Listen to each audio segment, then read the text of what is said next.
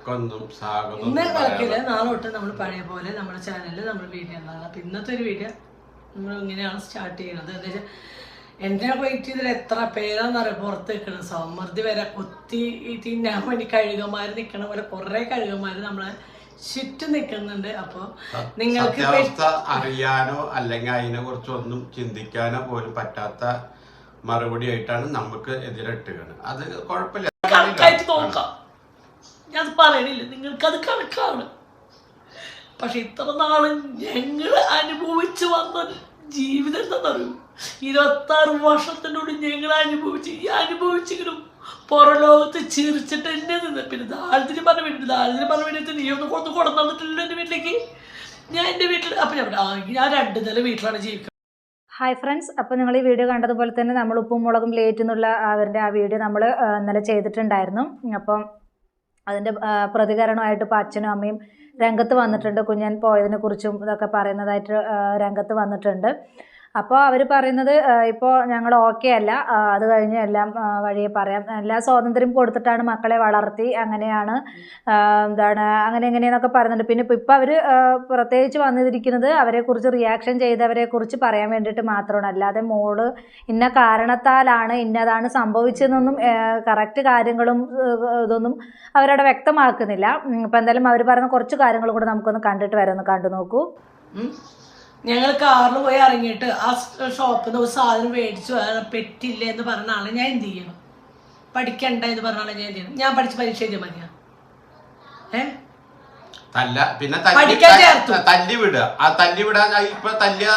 തിരിച്ചു വരണ കേസാ. ഇപ്പൊ ഞങ്ങളുടെ മോളെ തല്ലിന്ന് പറഞ്ഞാൽ നിങ്ങൾ തന്നെ ഇതിന്റെ പേരിൽ ഞങ്ങൾ കേസ് കൊടുക്കുക അല്ലേ?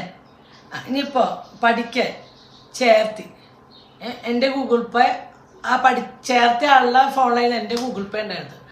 ഇത്ര രൂപ അടയ്ക്കട്ടെ? ആ അടച്ചോ. ഇത്ര രൂപ ബുക്കിന് അടയ്ക്കണം? ആ ഒന്ന് അടച്ചോ. ഈ അടയ്ക്കണത് മാത്രമേ ഉള്ളൂ. ഈ ഒരു ക്ലാസ്സിൽ കയറുന്നതോ കാര്യങ്ങളോ ഞാൻ കാണില്ല. ഞാൻ ചോദിക്കും, ഓൺലൈൻ ക്ലാസ്സിൽ കയറുന്നുണ്ടോ? ഇതിന് ഞാൻ എന്ത് ചെയ്യും? ഞാൻ എന്താ ചെയ്യേണ്ടത്? എനിക്ക് ഇത്രയേ പറ്റുള്ളൂ, മനസ്സിലായോ? നിങ്ങൾ വിചാരിച്ചു ഞാൻ കരയും, നെഞ്ചിങ്ങനൊക്കെ എടുത്ത് പിടയ്ക്കുന്നുണ്ട്, മനസ്സിലായ? പക്ഷെ കരയാണ്ട് നോക്കുക. പിന്നെ ഞങ്ങൾ അനുഭവിച്ചത് ഞങ്ങളുടെ കണക്ക് ഈ 4 മക്കളെക്ക് വേണ്ടി ഏറ്റവും കൂടുതൽ കഷ്ടപ്പെട്ടത് ആ ഒരാൾക്ക് വേണ്ടി തന്നെയാണ്. നിലപ്പകാലം മുഴുവൻ RSSന്റെ ഉള്ളിലായിരുന്നു ജീവിതം. RSSന്റെ പോയി കയറിയോട്ടും അതിനുള്ളിൽ കിടന്നവർക്ക് അതിന്റെ അവസ്ഥ കാണോ? കാശിനല്ല കണക്ക്, നമ്മൾ ചെയ്തത് നോക്കേണ്ട കടമ. തന്നി ജനിപ്പിച്ച നോക്കേണ്ട കടമ ഉണ്ട്. അവര് ഏത് മക്കള് ചെയ്യണത് അതിന് തോന്നിയ നിനക്ക് പറയാം. ഒരു കുട്ടിക്ക് നോക്കിയിട്ടോ പിടിച്ചിട്ടോ ഉള്ള പരിചയമില്ലാത്ത നിനക്ക് എന്ത് വേണമെങ്കിൽ എന്ത് പറയാം. അതൊരു അമ്മയാവുമ്പോ അതിന്റെ അനുഭവം അറിയാം, അല്ലെങ്കിൽ ഒരു അച്ഛനാവുമ്പോ അറിയാം. ഇപ്പൊ പറഞ്ഞു ഞാൻ തിന്നാൻ കൊടുത്തിട്ടില്ല, ഡ്രസ്സ് മേടിച്ചു കൊടുത്തു, ഇതൊക്കെ പറഞ്ഞ് ഞാൻ കേട്ടിരിക്കുക. അപ്പൊ ഇത്ര നേരം അവള് ഈ യൂട്യൂബിന്റെ ഉള്ളിൽ വന്ന് ചിരിച്ച് ഉമ്മയച്ചെന്നൊക്കെ കള്ളത്തരായിരുന്ന ഇത് ദുഷ്ടത്തെയായ അമ്മയ്ക്കാണ് ഈ ഉമ്മയച്ചും. അപ്പോൾ അവർ പറയുന്നത് മോളെ പഠിക്കാൻ വിട്ടിട്ടുണ്ടായിരുന്നു, അവൾ പഠിക്കാൻ താല്പര്യമില്ല, അതുപോലെ തന്നെ ഒറ്റയ്ക്കൊന്നും ചെയ്യാൻ പുള്ളിക്കാരിക്ക് പേടിയാണ്, അങ്ങനെയാണ്. അപ്പോൾ അതിനുള്ള കുറേ കമൻസും കാര്യങ്ങളൊക്കെ ഇങ്ങനെ വന്നിട്ടുണ്ടായിരുന്നു. മക്കളെ ഒരുപാട് സ്വാതന്ത്ര്യം കൊടുത്ത് വളർത്താൻ പാടില്ല, അതുകൊണ്ടാണ് ഇങ്ങനെയൊക്കെ സംഭവിക്കുന്നത്. ശരിയാണ്, ഒരു പരിധിവരെ അങ്ങനെ തന്നെയാണ് സംഭവിക്കുന്നത്. പിന്നെ അവർ പറയുന്നുണ്ട് നിങ്ങൾ മക്കളെ വളർത്തുന്നില്ലേ എന്നൊക്കെ ചോദിക്കുന്നത്. ശരിയാണ്, നമ്മുടെ മക്കളെയൊക്കെ വളർത്തുന്നുണ്ട്, ഇങ്ങനെയൊന്നും ആർക്കും വരാതിരിക്കട്ടെ. അപ്പോൾ നമ്മളുടെ ഭാഗത്തും പേരൻസ് എന്നുള്ള നിലയ്ക്ക് നമ്മുടെ ഭാഗത്തും കുറേ കാര്യങ്ങളൊക്കെ നമ്മളും ശ്രദ്ധിക്കാനുണ്ട്. ഓവറായിട്ട് ഓരോന്നും കാണിച്ചു കൂട്ടുമ്പോഴും അതുപോലെ തന്നെ ഓരോന്ന് ചെയ്യുമ്പോഴൊക്കെ അവർക്കത് അക്സെപ്റ്റ് ചെയ്യാൻ പറ്റില്ല. അപ്പോൾ അതുപോലെ തന്നെ ഈ 19 വയസ്സ് എന്നൊക്കെ പറയുമ്പോൾ അവർക്ക് എടുത്തുചാട്ടം കൂടുതലാണ്. എന്താണ് ശരി എന്താണ് തെറ്റെന്നൊന്നും അറിയാനുള്ള ആ ഒരു ഇതായിട്ടില്ല. അപ്പോൾ എന്തായാലും ഇപ്പോൾ പൊന്നു എടുത്ത തീരുമാനമാണ് കറക്റ്റ് എന്നാണ് ഇപ്പോൾ കുറേ പേര് പറയുന്നത്. അതുപോലെ തന്നെ ഇവർ വീഡിയോന് കമൻറ്റ് ബോക്സ് ഒക്കെ ഓഫാക്കി വെച്ചിട്ടാണ് ഇവർ വീഡിയോ ഇട്ടിരിക്കുന്നത്. അപ്പോൾ അവർ പറയുന്നത് മൈൻഡ് ഓക്കെ അല്ല, അങ്ങനെയാണ് ഇങ്ങനെയാണെന്നൊക്കെ പറഞ്ഞ്. ശരിയാണ്, ഒരു കുഞ്ഞ് പോയി കഴിഞ്ഞാൽ എന്തായാലും ആ പാരൻസിന് വളരെയധികം പ്രയാസങ്ങളുണ്ടാകും. മൂത്തവളും ഇതുപോലെ പോയതാണ്. പിന്നെ അവർ വന്നു, പിന്നെ അവർ ഒന്നായി ഇപ്പോൾ നല്ല അടിപൊളിയായിട്ട് നല്ല സ്നേഹത്തോടു കൂടി മുന്നോട്ട് പോകുന്നുണ്ട്. രണ്ടാമത്തെ മോളും ഇങ്ങനെ തന്നെ പോകുമ്പോൾ ആരാണെങ്കിലും പേരൻസിനെയാണ് കുറ്റം പറയുക. ഒരാൾ പോയി അതുപോലത്തെ ഇത് പിന്നെ കല്യാണം ഉറപ്പിച്ച ചെറുക്കൻ്റെ കൂടെ തന്നെയാണ് പോയേക്കുന്നത്, നിശ്ചയമൊക്കെ കഴിഞ്ഞ് അവരുടെ കൂടെ തന്നെ പോയേക്കുന്നത്. അപ്പോൾ അതുകൊണ്ടാണ് ആളുകൾ ഇപ്പോൾ കൂടുതലായിട്ടും പൊന്നൂനെ സപ്പോർട്ട് ചെയ്യുന്നത്, ഇവരെ കുറ്റപ്പെടുത്തുന്നത്. നിങ്ങളുടെ അടുത്ത് കുറ്റമില്ലാതെ അവൾ അങ്ങനെ പോയില്ലല്ലോ, എന്തെങ്കിലുമൊക്കെ പ്രശ്നങ്ങൾ ഉണ്ടാവും. ഇവരുടെ വീഡിയോസിൽ തന്നെ വന്നിട്ട് പറയുന്നുണ്ട്, ഞങ്ങൾ ഒരു മാസത്തോളമായിട്ട് ഞങ്ങൾ മിണ്ടാറില്ല, അങ്ങനെയാണ് ഇങ്ങനെയാണ്. ഇവർ തന്നെ പലതിലും പറയുന്നുണ്ട്, ഞങ്ങൾ സംസാരിക്കാറില്ല. എന്താണ്, അവൾ നിശ്ചയം കഴിഞ്ഞതിന് ശേഷം ആളാകെ മാറി, ഫോണിൽ വിളിക്കാനും പറയാനും ആ ചെറുക്കനായിട്ട് വിളിക്കാനും പറയാനൊക്കെ തുടങ്ങിയപ്പോൾ ആളാകെ മാറി എന്നൊക്കെ പറയുന്നുണ്ട്. അപ്പോൾ അതിലൊക്കെ എത്രമാത്രം സത്യം ഉണ്ടെന്നൊന്നും അറിയില്ല. എന്ത് തന്നെയാണെങ്കിലും എന്താ പറയുക, പെൺകുട്ടികളെ സംബന്ധിച്ച് നമ്മൾ ഓവറായിട്ട് അവരെ കെയറിങ് ചെയ്യാതിരിക്കുന്നതായിരിക്കും നല്ലത്. അവരെ ഒരു എത്തുന്ന സമയത്ത് അവരുടെ ഇതിന് എന്താണ് പറ്റുന്നില്ല പറയുകയാണെങ്കിലും അവരെ അത് ഫോഴ്സ് ചെയ്ത് ചെയ്യിപ്പിക്കാൻ നമ്മൾ ശ്രമിക്കുക. ഒരുപാട് നമ്മളെല്ലാം ചെയ്തു കൊടുക്കുന്ന സമയത്ത് ഇങ്ങനെയുള്ള ഒരു ആരെങ്കിലും അവർക്ക് എന്താണതായിട്ട് വരുന്ന സമയത്ത് അവർ നമ്മുടെ അടുത്ത് ഒന്നും പറയാതെ ഒറ്റ സുപ്രഭാതത്തിൽ അങ്ങോട്ട് ഇറങ്ങിപ്പോകും. അങ്ങനെയാണ് ഇപ്പോൾ ഇവിടെയും സംഭവിച്ചിരിക്കുന്നത്. എന്തായാലും അവർ പറയുന്ന കുറച്ച് കാര്യങ്ങളും കൂടെ നമുക്കൊന്ന് കേട്ടിട്ട് വരാം. കേട്ട് നോക്കൂ. നമ്മള് കറക്റ്റ് കാണിച്ചു തരാം. അത് ഇതൊക്കെ ഉണ്ട്. പക്ഷെ നമ്മളിത് കാണിക്കാത്ത എന്താ വെച്ചാൽ അതിൻ്റെ ഒരു കാര്യം നമുക്കുണ്ട്. പേഴ്സണൽ ആയിട്ടുള്ള നമ്മുടെ ഒരു കാര്യം നമുക്കല്ല, ഇന്ന് മേടിക്കണമൊക്കെ പേഴ്സണൽ ആയിട്ടുള്ള കാര്യങ്ങളുണ്ട്. നമ്മളത് അവരുടെ കാര്യങ്ങളോ ഡീറ്റെയിൽ നമ്മൾ ഇപ്പം മേടിച്ച ആൾക്കും അറിയാം, വിറ്റ് ഞങ്ങൾക്കും അറിയാം. പിന്നെ ഞങ്ങൾ യൂട്യൂബിൽ വന്നിട്ട് പറഞ്ഞത് ഈ സ്ഥലത്തിന് ആളില്ലാഞ്ഞിട്ടല്ല, ഈ സ്ഥലത്തിന് ഇഷ്ടംപോലെ ആൾക്കാർ വരുന്നുണ്ട്. പക്ഷേ അവർക്ക് ഇപ്പോൾ ഏതൊരാൾ സ്ഥലം മേടിക്കുമ്പോൾ ഒരു 6 മാസം കരാർ എഴുതല്ലേ, അല്ലെങ്കിൽ 4 മാസം എഴുതും, 5 ദിവസം അങ്ങനെ വരുന്നവരുണ്ട്. പക്ഷെ നമുക്ക് അങ്ങനത്തെ ഒരു കൊടുക്കാൻ സമയമില്ല. നമുക്ക് എത്രയും നമ്മളെന്തായാലും സ്ഥലം വിൽക്കുകയാണ്, അപ്പോൾ എത്രയും പെട്ടെന്ന് നമുക്ക് ആവശ്യമുണ്ടാകും. അപ്പോൾ അതിന് പറ്റിയൊരാൾ വന്നു, അവർ സ്ഥലം കണ്ടു, അവർക്ക് ഇഷ്ടപ്പെട്ടു, അവർ ഞങ്ങൾ ഒരു 2 ദിവസത്തിനുള്ള നീ പറഞ്ഞ യൂട്യൂബിൽ വന്നിട്ട് ഞാൻ പറഞ്ഞു, ഈ യൂട്യൂബിലൂടെ തന്നെയാണ് എനിക്ക് ഈ കച്ചവടം നടന്നത്. ഒരു ബ്രോക്കർ വന്നിട്ട് കച്ചവടം നടത്താൻ ആ ബ്രോക്കർ കാശ് ഞാൻ അവർക്ക് കൊടുക്കണം, ഞങ്ങൾക്കത് കൊടുക്കാൻ താല്പര്യമില്ല. പിന്നെ വസ്തു വിൽക്കാനുള്ള മടിക്കാണ്, അല്ലെങ്കിൽ വസ്തു എന്താ പറഞ്ഞൊരു പിന്നെ അച്ഛനും അമ്മയും കല്യാണം ഉറപ്പിക്കുമ്പോൾ കയ്യിൽ ഒന്നുമില്ലാണ്ടാണ്. അതെ, ഒന്നുമില്ലാണ്ട് തന്നെയാണ് ഞങ്ങൾ എൻഗേജ്മെന്റ് നിശ്ചയിച്ചത്. എല്ലാം നിശ്ചയിക്കുമ്പോഴും ഞങ്ങളിൽ ഒന്നുമില്ല. പക്ഷെ ഞങ്ങൾ നടത്തി വരുമ്പോൾ അന്തസ്സായിട്ട് നടത്തി വരില്ലേ. പിന്നെ കല്യാണം ഉറപ്പിക്കും. ഞങ്ങളുടെ ഫാമിലിയാണ് സാധാ ഫാമിലി. പറഞ്ഞ ദാരിദ്ര്യം പറയണമെന്നും ദാരിദ്ര്യമാണ് ഇല്ലാന്നൊന്നും ഞാൻ പറയണമെന്നില്ല. ഇതേ ഒരു അസുഖം വന്ന പെട്ടെന്ന് എന്താ പറയാ, ഇപ്പത്തെ ഒരു ബൈപ്പാസ് സർജറി എന്തൊക്കെ അല്ലേ, ഇതൊക്കെ വരുമ്പോ നമ്മുടെ കയ്യിലൊന്നും ഉണ്ടായിട്ടൊന്നല്ല, ഇതൊരു മിനിറ്റ് സെക്കൻഡിന് ഉണ്ടാവണം. ഹോസ്പിറ്റലിൽ ചെല്ലുമ്പോ 2 ലക്ഷം രൂപയുടെ കാര്യം സർജറി ചെയ്യണം എന്ന് പറഞ്ഞാൽ നമ്മുടെ ഉണ്ടായിട്ടാവില്ല. അത് എവിടുന്നേലും കടം മേടിച്ചിട്ട് എന്തായാലും നമ്മൾ ചെയ്യാൻ ബാങ്കിലോ വെച്ചിരിക്കുന്നില്ലല്ലോ ആൾക്കാർ നമ്മുടെ സാധാരണക്കാരെ. പിന്നെ ഞങ്ങളുടെ ലൈഫ് എന്ന് പറഞ്ഞാൽ 1998 ഞങ്ങൾ കല്യാണം കഴിച്ചത്. കല്യാണം കഴിയുമ്പോൾ മനുഷ്യ അവിടെ ഹെൽപ്പറായിട്ട്, ഒരു വണ്ടിയുടെ ഹെൽപ്പറായിട്ട് പോവായിരുന്നു. അപ്പോൾ എത്രത്തോളം സാലറി ഉണ്ടെന്ന് ആലോചിച്ചറിയാം.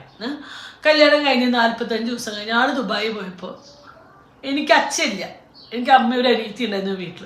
2 ചേച്ചിമാരെ കല്യാണം കഴിഞ്ഞ് പോയിട്ട് എന്താണ് വസ്തു വിൽക്കാനുള്ള മടിക്കാണ് കല്യാണം നടത്താതിരുന്നത്. അങ്ങനെയാണ് അവൾ പോയത് എന്നൊക്കെ ഉള്ള കമൻസും കാര്യങ്ങളൊക്കെ ഉണ്ടായിരുന്നു. അപ്പോൾ അതിന് അവർ തെളിവുകളൊക്കെ കാണിക്കുന്നുണ്ട്. അത് ശരിക്കും കാണിക്കുന്നില്ല, ഇങ്ങനെ കാണിക്കുന്നുണ്ട്. അത് അവർക്ക് ബുദ്ധിമുട്ടാണ് ഓണറിന്. അപ്പോൾ അവരുടെ അഡ്രസ്സും കാര്യങ്ങളൊക്കെ കാണിക്കുന്നത് അവർക്ക് ഇഷ്ടമല്ല, അതുകൊണ്ട് അത് കാണിക്കുന്നില്ല.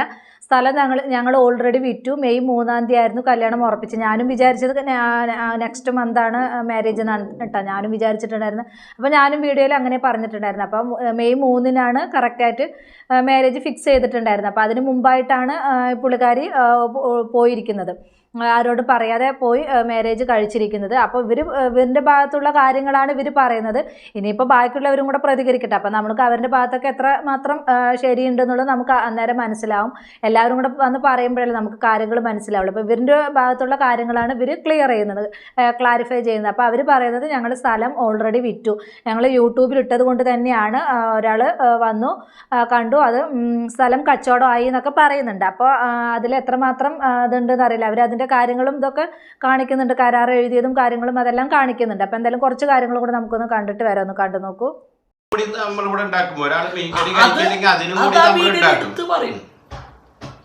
അപ്പൊ എന്നോട് പറഞ്ഞ പല കമന്റ് വരും, എല്ലാം തീറ്റിച്ച് പഠിക്കും മക്കളെ, എല്ലാം തീറ്റിച്ച് അവരുടെ ഇഷ്ടത്തിന് ഉണ്ടാക്കി കൊടുക്കുന്നത്. പക്ഷെ ഞാൻ അത് ചെയ്തില്ല. ഇപ്പോഴും ഫ്രിഡ്ജിൻ്റെ ഉള്ളിൽ ഇന്നലെ പോയിട്ട് തൈര് മേടിച്ചുകൊണ്ടിരുന്നത് ഞാൻ ഇങ്ങനെ എന്തിനാ ഇത്ര തൈര് മേടിച്ച്, അത് കഴിക്കുന്ന ആൾ കൂടി ഇല്ലല്ലോ, ആൾക്ക് വേണ്ടിയിട്ടാണല്ലോ പുളിയില്ലാണ്ടുള്ള തൈര് മേടിച്ചിരിക്കുന്ന ഫ്രിഡ്ജിൽ സ്റ്റോക്ക് ചെയ്യുക, വേറെ കറിയിട്ട് പറ്റി. മനസ്സിലായി? തൈരിന്റെ കണക്കല്ല, അതൊരു കണക്കാണ്.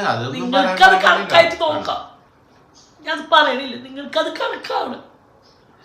പക്ഷെ ഇത്ര നാളും ഞങ്ങൾ അനുഭവിച്ചു വന്ന ജീവിതം എന്താണെന്നറിയും, 26 വർഷത്തിനോട് ഞങ്ങൾ അനുഭവിച്ചെങ്കിലും പുറം ലോകത്ത് ചിരിച്ചിട്ട് എന്നെ നിന്ന്. പിന്നെ ദാരിദ്ര്യം പറഞ്ഞ വീട്ടിൽ നീ ഒന്ന് കൊണ്ടു തന്നിട്ടില്ലല്ലോ എൻ്റെ വീട്ടിലേക്ക്. ഞാൻ എൻ്റെ വീട്ടിൽ അപ്പം ഞാൻ 2 നില വീട്ടിലാണ് ജീവിക്കുന്നത്. കോടീശ്വരിയാണ്, എൻ്റെ കോടി ഗ്ലാസ് ഇതാണ് ഞാൻ പറയേണ്ടത്. അപ്പോൾ പൊക്കച്ച തള്ള പൊങ്ങച്ച എന്ന് പറയാം. പിന്നെ എന്താണ് നിങ്ങൾ പറയുന്നത്? ഇപ്പോൾ ഡെയിലി വീട് ഒരു ഫാമിലി വ്ളോഗ് തന്നെ നമ്മുടെ വീട്ടിൽ, അത് നിങ്ങൾ 10 രൂപ കൊടുന്നു തരും, നിങ്ങൾ തരുന്ന വെച്ചിട്ടുണ്ടെങ്കിൽ ഞാൻ പറഞ്ഞു എനിക്ക് വയ്യാണ്ടായപ്പോൾ പോലും ഒരാൾ എനിക്ക് കാശ് സഹായിക്കാൻ പറയാൻ വേണ്ട. അങ്ങനെ ഒരു അവസ്ഥ വരികയാണെങ്കിൽ നിങ്ങൾ വേണ്ട, നമുക്ക് തീർത്തും ഒരാളെ ഇതാക്കാൻ പറ്റുന്നത്. നമുക്ക് എന്താവസ്ഥയിലേക്ക് നാളെ നമുക്ക് പോവാന്നറിയില്ല. നമ്മളെ കയ്യിൽ കാശില്ലാണ്ട് ഒരുമ്പെട്ട് നിൽക്കുകയാണ്. പിന്നെ വസ്തു വിൽക്കണേന്നുള്ളതാണ്. ഇതാണ് നമ്മൾ, അതായത് മണ്ഡപത്തിന് കൊടുത്ത അഡ്വാൻസിന്റെ ബില്ലാണിത്. ഇത് കൊടുത്തിട്ട് ഏത് ഡേറ്റിനകത്തുണ്ടാ? 7/12/2024.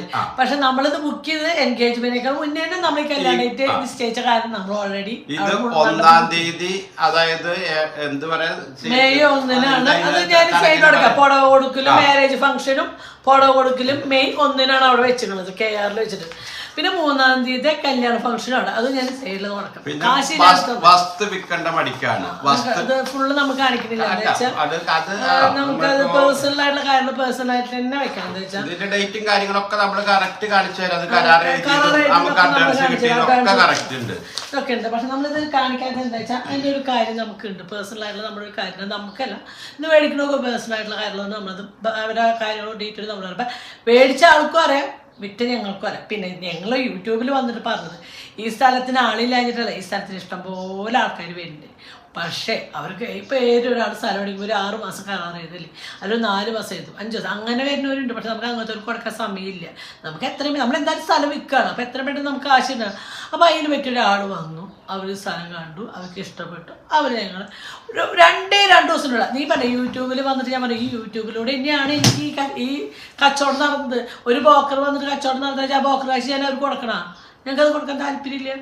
പിന്നെ വസ്തു വിൽക്കാനുള്ള മടിക്കാണ്, അല്ലെങ്കിൽ വസ്തു എന്താ പറഞ്ഞൊരു പിന്നെ അച്ഛനും അമ്മയും കല്യാണം ഉറപ്പിക്കുമ്പോൾ കയ്യിലൊന്നും ഇല്ലാണ്ടാണ്. അതെ, ഒന്നുമില്ലാണ്ട് തന്നെയാണ് ഞങ്ങൾ എൻഗേജ്മെന്റ് നിശ്ചയിച്ചത്. എല്ലാം നിശ്ചയിക്കുമ്പോഴും ഞങ്ങളിൽ ഒന്നുമില്ല. പക്ഷെ ഞങ്ങൾ നടത്തി വരുമ്പോൾ അന്തസ്സായിട്ട് നടത്തി വരില്ലേ. പിന്നെ കല്യാണം ഉറപ്പിക്കും. ഞങ്ങളുടെ ഫാമിലി സാധാ ഫാമിലി പറഞ്ഞു ദാരിദ്ര്യം പറയണമെന്നും ദാരിദ്ര്യമാണ് ഇല്ലാന്നൊന്നും ഞാൻ പറയണമെന്നില്ല. ഇതേ ഒരു അസുഖം വന്ന പെട്ടെന്ന് എന്താ പറയാ, ഇപ്പത്തെ ഒരു ബൈപ്പാസ് സർജറി എന്തൊക്കെ അല്ലേ, ഇതൊക്കെ വരുമ്പോ നമ്മുടെ കയ്യിലൊന്നും ഉണ്ടായിട്ടൊന്നല്ല, ഇത് ഒരു മിനിറ്റ് സെക്കൻഡിന് ഉണ്ടാവണം. ഹോസ്പിറ്റലിൽ ചെല്ലുമ്പോ 2 ലക്ഷം രൂപയുടെ കാര്യം സർജറി ചെയ്യണം എന്ന് പറഞ്ഞാൽ നമ്മുടെ കയ്യിൽ ഉണ്ടായിട്ടാവില്ല. അത് എവിടുന്നേലും കടം മേടിച്ചിട്ട് എന്തായാലും നമ്മൾ ചെയ്യാൻ ബാങ്കിലോ വെച്ചിരിക്കുന്നില്ല സാധാരണക്കാര. പിന്നെ ഞങ്ങളുടെ ലൈഫ് എന്ന് പറഞ്ഞാൽ 1998 ഞങ്ങൾ കല്യാണം കഴിച്ചത്. കല്യാണം കഴിയുമ്പോൾ മനുഷ്യ അവിടെ ഹെൽപ്പറായിട്ട്, ഒരു വണ്ടിയുടെ ഹെൽപ്പറായിട്ട് പോവായിരുന്നു. അത് സത്യമാണ്. നമ്മൾ ഒരു ഇതിൽ നമ്മൾ എന്താണ് അമ്മമാരുടെ അടുത്തും അച്ഛന്മാരുടെ അടുത്തൊക്കെ നമ്മൾ തർക്കിക്കും. നമ്മുടെ ആ ഒരു ഏജ്, നമ്മുടെ ആ ഒരു പ്രായത്തിൽ നമ്മൾ ഭയങ്കരമായിട്ട് അവരുടെ അടുത്ത് തർക്കിക്കും. പക്ഷെ നമ്മളൊരു കല്യാണം കഴിഞ്ഞ് ഒരു അമ്മയാവുമ്പോഴാണ് നമ്മളെ എത്രമാത്രം ബുദ്ധിമുട്ടിയാണ് ആ പേരൻസ് വളർത്തിയെന്നൊക്കെ നമ്മൾ അറിയുന്നത്. അത് നമുക്ക് കുഞ്ഞാൻ്റെ അമ്മ പറഞ്ഞത് 100% ശരി തന്നെയാണ്. ഇപ്പം അവരുടെ മൂത്ത മോള് പോയപ്പോഴും അവളും പോയപ്പോഴും ആ ഒരു ഇതിൽ അവൾക്ക് അറിയില്ലായിരുന്നു. അവൾ പോയി അപ്പോഴൊക്കെ നല്ല അടിപൊളി ജീവിതം. പിന്നെ നമുക്കൊരു കുഞ്ഞായി, കുഞ്ഞിനെ വളർത്തുമ്പോൾ എത്രമാത്രം ബുദ്ധിമുട്ടിയാണ് ആ കുഞ്ഞിനെ വളർത്തുന്നത് എന്ന് അറിയുന്ന സമയത്ത് ഒരിക്കലും ഒരാളും ഒരു പെണ്ണും അമ്മമാരെ കുറ്റപ്പെടുത്തില്ല, തള്ളി പറയില്ല. നമ്മളിപ്പം ബോയ്സിന് അത്രയും അറിയില്ലായിരിക്കും മക്കളെ വളർത്തുന്നതിൻ്റെ ഇത്. ആണുങ്ങൾക്ക് അത്രയും അറിയില്ലായിരിക്കും. വളർത്തുന്നവർ കൊണ്ടിട്ട് ഞാൻ എല്ലാം പറയല്ല, ഞാൻ പൊതുവെ ഒരു ഉദാഹരണം പറയണം. അപ്പോൾ അവർക്ക് അത്ര അറിയില്ലായിരിക്കും. കൂടുതലായിട്ടും സ്ത്രീകൾക്കാണ് ആ വളർത്തുന്നതിൻ്റെ ബുദ്ധിമുട്ട് അറിയാം. ആണുങ്ങളെന്ന് പറയുമ്പോൾ രാവിലെ ജോലിക്ക് പോകും, പിന്നെ വൈകുന്നേരം വരെ ആ ഒരു ഇതാണല്ലോ, അത് വെച്ചിട്ട് ഞാൻ പറയുന്നത്. അപ്പോൾ അവർക്ക് അത്രമാത്രം അറിയില്ല. പക്ഷേ നമ്മൾ സ്ത്രീകൾക്ക് മനസ്സിലാവും, ഒരു കുഞ്ഞിനെ ചെറുപ്പം മുതൽ പ്രസവിച്ച് കഴിഞ്ഞത് മുതൽ അതിനൊരു പ്രായം വരെ വളർത്തി വലുതാക്കി അവരെ പഠിപ്പിച്ച് അവർക്ക് കഴിക്കാൻ കൊടുത്ത് അവരുടെ കാര്യങ്ങൾ, അവരുടെ ഓരോ വളർച്ചയും ഓരോതും ഓരോ കാലഘട്ടം എന്ന് പറയുന്നത് ടാസ്ക് തന്നെയാണ്. ഊണും ഉറക്കും ഇല്ലാതെ വളർത്തിയ ആ ഒരു ഇത് ഒരു അമ്മയാകുമ്പോൾ തന്നെയാണ് അതിൻ്റെ ആ ബുദ്ധിമുട്ടും സിറ്റുവേഷൻസൊക്കെ അറിയുള്ളൂ. നമ്മൾ ഒരു അമ്മയാകുന്ന സമയത്ത് നമ്മുടെ അമ്മമാരുടെ അടുത്ത് നമുക്ക് ഒന്നുകൂടെ സ്നേഹം കൂടും. അത് 100% ശരിയാണ്. സംഗീത പറഞ്ഞത് 100% ശരി തന്നെയാണ്. അതിന് ഞാൻ യോജിക്കുന്നു. അപ്പോൾ എന്ത് തന്നെയാണെങ്കിലും മക്കളെ ഓവർ സ്വാതന്ത്ര്യം കൊടുക്കുക, ഓവറായിട്ട് കെയർ ചെയ്യാതെ നമ്മൾ വളർത്താൻ ശ്രമിക്കുക. ഒരുപാട് അങ്ങോട്ട് ഇവർ സ്നേഹം വാരിക്കോരി കൊടുത്ത്, സ്നേഹം കൊടുക്കണ്ടെന്നൊന്നും പറയുന്നില്ല, സ്നേഹം കൊടുക്കണം, സ്നേഹം കൊടുക്കാതെ വളർത്തേണ്ടതെന്നൊന്നുമല്ല ഞാൻ പറയുന്നത്. പക്ഷെ ഓവറായിട്ട് നമ്മൾ ഓരോന്ന് ചെയ്യുന്ന സമയത്ത് ഇങ്ങനെയുള്ള ചില സിറ്റുവേഷൻസൊക്കെ നമ്മൾക്ക് അനുഭവിക്കേണ്ടി വരും. ചെറിയ നിസ്സാര കാര്യത്തിന് പോലും അവർ പിണങ്ങി നമ്മളോട് വഴക്കുണ്ടാക്കി അവർക്ക് ഇഷ്ടപ്പെട്ട ആളുടെ കൂടെ പോകുന്ന ആ ഒരു സിറ്റുവേഷൻസ് കാര്യങ്ങളൊക്കെ വരും. അപ്പോൾ നമ്മൾ നമ്മളിപ്പോൾ മക്കളെ വളർത്തുക എന്ന് പറയുമ്പോൾ മാമ്പൂ കണ്ടും മക്കളെ കണ്ടും നമ്മൾ ആശിക്കരുത് പറയില്ല. അതുപോലെ തന്നെ മക്കളെ കണ്ട് നമ്മളൊന്നും ആശിച്ചിട്ട് കാര്യമില്ല. ഞാനും മക്കളെ വളർത്തുന്നുണ്ട്, അവരെന്താണ് ഏതാണെന്നൊന്നും അറിയില്ല, നാളെ എന്താണ് ഏതാണെന്നൊന്നും അറിയില്ല. അപ്പോൾ നമ്മൾ മക്കളെ കണ്ടിട്ടൊന്നും ഒരുപാട് കിനാവും, എത്ര ഉള്ളവനാണെങ്കിലും എത്ര ഇല്ലാത്തവനാണെങ്കിലും ശരി, നമ്മൾ മക്കളെ കണ്ടിട്ട് ഒന്നും ആഗ്രഹിക്കാനോ ഒന്നും ആശിക്കാനോ പറ്റില്ല. അവർ നല്ല വിദ്യാഭ്യാസം നൽകുക, അവരെ നന്നായിട്ട് വളർത്തുക, ആ ഒരു ഇത് മാത്രമേ കടമയുള്ളൂ. അവർക്ക് ആരാണോ കണ്ടുപിടിക്കുന്നത്, പിന്നെ നമ്മൾ പ്രാർത്ഥിക്കുക, അവർ നല്ലൊരു ഇതിൽ പോയി പെടണേന്ന് മാത്രം നമ്മൾ പ്രാർത്ഥിക്കുക. അത് മാത്രമാണ് ചെയ്യാൻ പറ്റുന്ന ഏറ്റവും നല്ലത് കാര്യം. ഒരുപാട് ഇത് കൊടുക്കുന്ന സമയത്ത് ഇങ്ങനെയുള്ള ചെറിയ കാര്യങ്ങളൊക്കെ അല്ലെങ്കിൽ ഇങ്ങനെയുള്ള ഇറങ്ങിപ്പോക്കൊക്കെ വരുന്ന സമയത്ത് നമുക്ക് ഒട്ടും സഹിക്കാൻ പറ്റില്ല. എല്ലാം തുറന്നു പറയുന്ന മക്കളാണ്. ആ മക്കളാണ് ഒരു സുപ്രഭാതത്തിൽ മൂത്തവളും അതുപോലത്തെ തന്നെ ഇളയവളും ഇറങ്ങിപ്പോയിരിക്കുന്ന ആ ഒരു സിറ്റുവേഷൻ വന്നേക്കണത്. അപ്പോൾ ഈ ഒരു ഇവരുടെ പ്രതികരണ വീഡിയോ കണ്ടപ്പോൾ ഞാൻ പ്രതികരിച്ചതാണ്. അപ്പോൾ ഇത്രയുള്ള ടോപ്പിക് പുതിയൊരു ടോപ്പിക്കുമായി നമുക്ക് വീണ്ടും കാണാം.